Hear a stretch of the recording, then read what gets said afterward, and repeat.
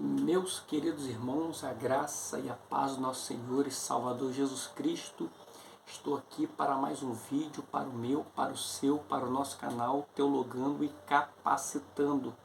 E neste vídeo eu quero começar um estudo introdutório à teologia sistemática pentecostal. E nós vamos navegar por essa teologia, uma teologia de cunho 100% brasileira, em nível nacional, e nós vamos caminhar por esta obra, né? Então vai ter como base, como tema, introdução à teologia pentecostal. Então você não pode ficar de fora dessa caminhada, dessa jornada. Só que antes de entrarmos no conteúdo, eu já quero lhe pedir que você que não é inscrito em nosso canal se inscreva nesse botãozinho vermelho que aparece logo abaixo, assine o sininho das notificações, compartilhe, né, os vídeos aqui postados, deixe o seu like, pois o like ajuda o YouTube a reconhecer que esse canal é importante. Então vamos, né, ler e comentar esta obra, né? Quem escreve, nós vamos começar pela bibliologia. Quem escreve é Claudionor Correia de Andrade. E ele começa dizendo assim, ó, uma introdução à bibliologia. Eu vou pular um pedacinho que fala, né, a respeito. Não, vamos começar do início aqui, né? Ele disse, ó, durante a Segunda Guerra Mundial, quando milhares de evangélicos alemães apostatavam da fé para seguir o nacional-socialismo de Adolf Hitler, um corajoso homem de Deus se levanta e ousadamente desafia a suástica. Ele sabia que o seu gesto acabaria por custar-lhe a vida. No entanto, não a tinha por preciosa aos seus olhos. Estava disposto a morrer pela santíssima fé, ou seja, enquanto os muitos estão se acovardando, tem pessoas doando, dando a vida por sua fé para salvar outras pessoas. Também aconteceu no caso, se você puxar aí também no YouTube, você vai ver a respeito de John Harper, né, o pregador do Titanic, uma história muito linda para nós estarmos vendo os vídeos, né, e refletindo um pouco sobre a nossa caminhada na fé. Ele vai dizer assim, ó, a semelhança de Martim Lutero era Dietrich Bonhoeffer, íntimo da Bíblia Sagrada.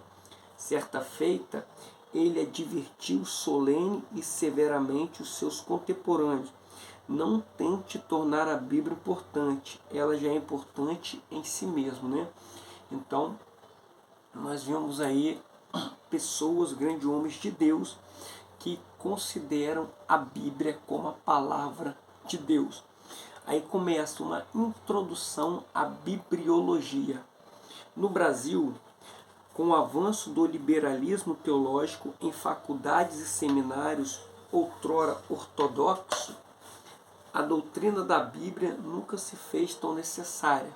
Ou seja, muitas faculdades, né, de estudo teológico que antes era ortodoxo, hoje se descambou para um liberalismo teológico, ou seja, não são mais aquelas pessoas conceituadas somente na teologia bíblica, mas pessoas que não creem na Bíblia, não têm a Bíblia como a palavra de Deus, pessoas que são ateus, que não consideram, né, o cristianismo, o evangélico em geral, não creem em Deus. São esses tipos de pessoas que estão penetrando e dando aula nas faculdades, né? Então nós temos que tomar cuidado. Vai dizer aqui, pois não são poucos os teólogos que não mais a defendem como a palavra de Deus inspirada e inerrante. É o que eu acabei de falar, muitos estão duvidando da palavra de Deus. Neste capítulo, entraremos a ver o que é realmente a Bíblia, sua autoria divina humana e outros pontos de igual importância que nos ajudarão a compreender porque as Sagradas Escrituras são o livro dos livros. Apesar de sua antiguidade, continua a Bíblia tão atual quanto foi nos dias de Moisés, Jeremias e Paulo. ela dá testemunho acerca de Cristo e testifica que ele é de fato o Filho de Deus. Ou seja, a Bíblia, ela não precisa passar por atualizações, igual estão falando, não. A Bíblia é a palavra de Deus. Ela, ao mesmo tempo que foi escrita há muitos anos atrás, ela ainda é atual, fala nos dias de hoje. As palavras escritas na Bíblia ainda são pregações vivas para os nossos dias, e ela não terá fim.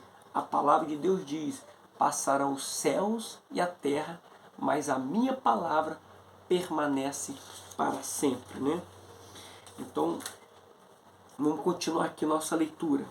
Durante o ministério terreno de Nosso Senhor, as escrituras do Antigo Testamento eram conhecidas genericamente como a lei, os escritos e os profetas, né? As três divisões do Antigo Testamento. Vieram então as escrituras dos apóstolos, igualmente inspirada pelo Espírito Santo. Como denominar, pois, ambos os testamentos? Alguns pais da igreja cognominavam-nos de divina literatura. Faltava, porém, uma palavra técnica que viesse a dar uma visão exata do significado das escrituras do Antigo e do Novo Testamento. Era necessário, pois, denominar o conjunto dos pequenos livros que compunha a palavra de Deus. Foi assim que a palavra Bíblia começou a popularizar-se, né? Então nós vamos ver o porquê a palavra Bíblia popularizou em nosso meio. O significado da palavra grega Bíblia. Deixa eu dar uma grifada aqui. Isso. Que é o tempo que eu estou lendo com vocês, eu já li, mas eu também estou aprendendo. Juntos nós iremos aprender. Então, o significado da palavra grega Bíblia. Originário do grego, o termo Bíblia significa livros ou coleção de pequenos livros. Ou seja, aqui tem minha Bíblia padrão que eu uso em James. Então aqui tem 66 livros da Bíblia, ou seja, são uma coletânea, uma coleção de livros, né? Por isso a palavra Bíblia. Atribui-se a João Crisóstomo a disseminação do uso desse vocábulo para se referir à palavra de Deus, ou seja, João Crisóstomo, que foi o grande disseminador dessa palavra. No Ocidente, a palavra em questão foi introduzida por Jerônimo, tradutor da Vulgata, o qual costumeiramente chamava o sagrado livro de Biblioteca Divina. E isso aqui é interessante, porque nós compramos alguns materiais de estudo, de auxílio, como teologia sistemática, comentário bíblico, dicionário bíblico, só que aqui nós temos uma grande biblioteca. E aqui você encontra de tudo. Tudo escrito para nossa compreensão na palavra de Deus, né? Então, a palavra Bíblia é o plural de Bíblios. Os gregos assim chamavam os rolos nos quais escreviam as suas obras, numa clara referência ao centro produtor desse material, a cidade de Biblos, no Antigo Testamento, a cidade de Gebal, localizada na costa mediterrânea ocupada hoje pelo Líbano. Desde João Crisóstomo e Jerônimo, os livros do Antigo e do Novo Testamento passaram a ser universalmente conhecidos como a Bíblia, na qual os judeus e cristãos baseamos a nossa fé. Os primeiros reconhecem apenas a primeira parte da Escritura, o Antigo Testamento. Os segundos consideram tanto a sua primeira quanto a segunda parte como a palavra inspirada, inerrante e infalível de Deus, ou seja, os judeus, eles só consideram o Antigo Testamento, eles não consideram o Novo Testamento. Nós já cristãos consideramos o Antigo Testamento e também o Novo Testamento. Por quê? Porque no Novo Testamento nós vamos ver Jesus, os apóstolos usando a palavra, Paulo usou muito, escrita assim, dizia as Escrituras. Então, está se referindo ao Antigo Testamento, né? Então aqui agora nós vamos à autoria divino-humana da Bíblia. A Bíblia Sagrada é um livro de dupla autoria. A Bíblia Sagrada é um livro de dupla autoria. Se por um lado foi inspirada por Deus, por outro, não podemos nos esquecer de ter sido ela escrita por homens que estiveram sob a inspiração e supervisão do Espírito Santo. Temos assim tanto mais confirmada a palavra profética, e fazeis bem em atendê-la, como uma candeia que brilha em lugar tenebroso, até que o dia clareie e a estrela da alva nasça em vosso coração, sabendo, primeiramente isto, que nenhuma profecia da Escritura provém de particular elucidação, porque nunca jamais qualquer profecia foi dada por vontade humana. Entretanto, homens santos, pessoas de Deus, homens de Deus, falaram da parte de Deus movido pelo Espírito Santo. 2 Pedro capítulo 1, verso 19 a 21. Então nós vemos aqui que homens, pessoas foram inspiradas por Deus para escrever a Sagrada Escritura. Por isso que ela tem dupla autoria, divino-humana. Vamos continuar nossa leitura. É por isso que, ao lermos as Sagradas Escrituras, ouvimos Deus nos falar de maneira única e singular pelos lábios dos santos profetas e apóstolos. A palavra de Deus, de fato, é uma só. Os estilos, porém, são os mais diversos, pois o Espírito Santo inspirou e capacitou cerca de 40 diferentes autores, a fim de que, num período de aproximadamente 1600 anos, nos produzisse o livro dos livros. Fosse a Bíblia apenas um livro humano, jamais haveria de nos ungir com o azeite da verdadeira alegria, posto que também é divina e divinamente inspirada, proporciona-nos os mais altos lenitivos. O poeta inglês Samuel Taylor Coleridge, em 1772 a 1834, testemunha acerca do poder que as Sagradas Escrituras exerciam sobre a sua alma. Dizia ele: encontro na Bíblia palavras para os meus mais íntimos pensamentos, canções para a minha alegria, lenitivo para as minhas dores mais profundas, reabilitação de todas as minhas debilidades e fraquezas. Acerca da autoria divina humana da Bíblia, leciona Tomás de Aquino: o autor principal da Santa Escritura é o Espírito Santo. O homem foi apenas o seu autor instrumental.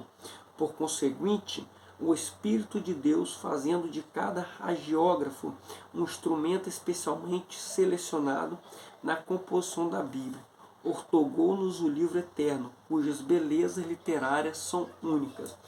Então, nós vamos ver que a Bíblia foi escrita por cerca de 40 autores, 40 pessoas, inspirada pelo Espírito Santo, não de revelação particular, porque quis, porque achou melhor, não, porque o Espírito Santo lhe revelou, lhe capacitou, lhe instruiu, dando-lhe sabedoria. Em um período de cerca de 1600 anos, produziram o livro dos livros, conforme a palavra de Cláudio Honor de Andrade. Então, a Bíblia Sagrada é a palavra de Deus, escrita por pessoas de Deus, e até hoje continua falando em nossos corações. É a bússola, é o remédio, é o caminho, é a verdade, é a vida. A palavra de Deus é viva e eficaz. Então, esse é nosso primeiro vídeo, nossa primeira aula da introdução à teologia sistemática, né, a respeito da bibliologia, e que Deus pode abençoar até o próximo vídeo em nome de Jesus.